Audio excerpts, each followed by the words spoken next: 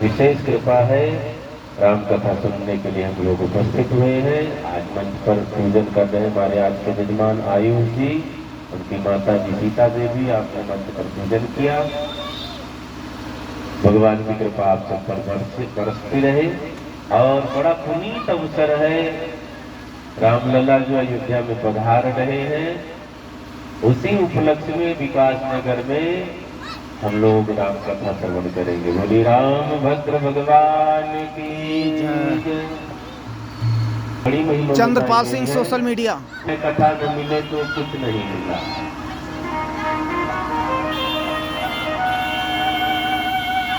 कथा से संस्कार बनते हैं।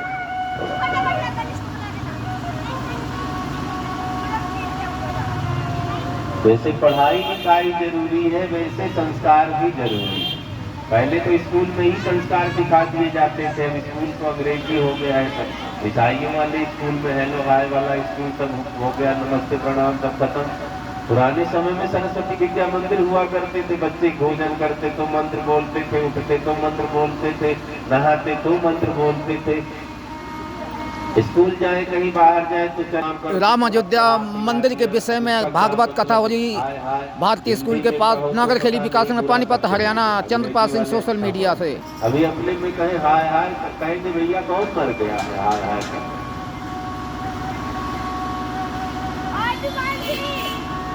तो संस्कार बहुत जरूरी है। धन ना हो चलेगा, घर में गरीबी हो, भौतिक सुख सुविधा का अभाव हो चलेगा, लेकिन संस्कार का अभाव नहीं होना चाहिए। कोई किसी से डर के सम्मान नहीं करता। अपने मन में श्रद्धा बनाओ कि ये हमसे बड़े हैं या हमसे ज्ञानी हैं या हमसे श्रेष्ठ है, हम इनका सम्मान करें। तो वन पड़े, हमें बढ़ चढ़ करके सबका सम्मान ही करना चाहिए। थोड़ा कम करो थोड़ा, क्योंकि सबसे बड़ा धन हमारा संस्कार है।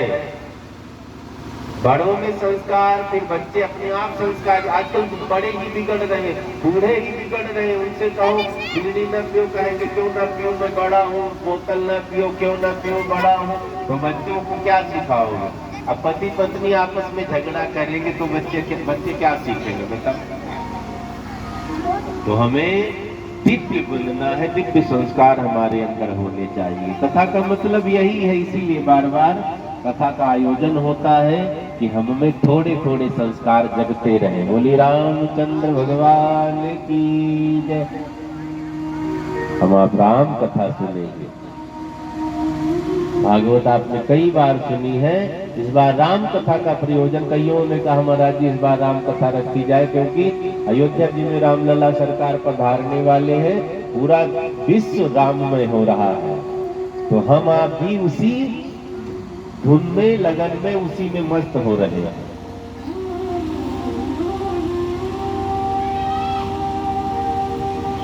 वाल्मीकि जी ने रामायण लिखा है, बड़ा कठिन है, सब पढ़ ही नहीं पाएंगे। वाल्मीकि रामायण कभी देखा है? बहुतों ने तो देखा ही नहीं होगा। संस्कृत में है, संस्कृत बहुत कठिन लगता है लोगों को, पढ़ते ही नहीं। तो तुलसीदास जी ही वाल्मीकि बनकर आए।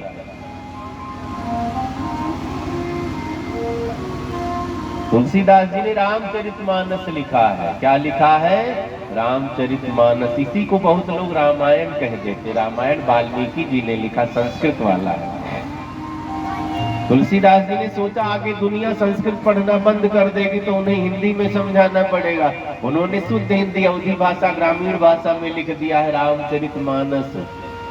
लोगों ने पूछा बाबा क्या नाम दिया है? तुलसीदास जी ने कहा रामचरित मानस यही नाम, सुनत श्रवण पाई विश्राम।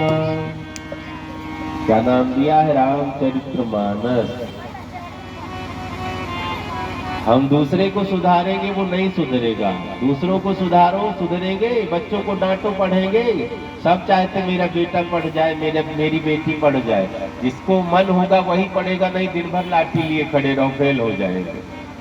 5-5 ट्यूशन लगाओ फिर भी फेल हो जाएंगे। कई बच्चे तो मम्मी पापा से रोज पिटकर स्कूल पहुंचते हैं रोते रोते, कई अपने आप पढ़ लेते हैं। तो हम दूसरों को न सुधारें, हर व्यक्ति को संकल्प लेना चाहिए हम सुधरेंगे, हम सुधरेंगे, सब संकल्प ले हम सुधरेंगे। अब हम सुधरेंगे तो जग सुधरेगा, हर व्यक्ति सुधार ले आया अपने अंदर तो सब सुधर गए, काम खत्म, किसी को समझाना ही नहीं पड़ा। तो तुलसीदास जी ने रामचरितमानस लिखा है। एक ने पूछा महाराज जी इसको सुनने से क्या होता है? उन्होंने कहा सुनत श्रवण पाइए विश्राम। अपने कानों से जिसने रामचरितमानस सुन लिया उसे विश्राम मिलेगा, आराम मिलेगा। 84 लाख के चक्कर में पड़े हैं हम, कभी गर्भ में, कभी कब्र में, कभी गर्भ में, कभी कब्र में। इससे आराम मिलेगा हमें। जो रामचरितमानस पढ़ता सुनता रहता है ना, उसे फिर जन्म नहीं लेना पड़ता, वो मुक्त हो जाता है।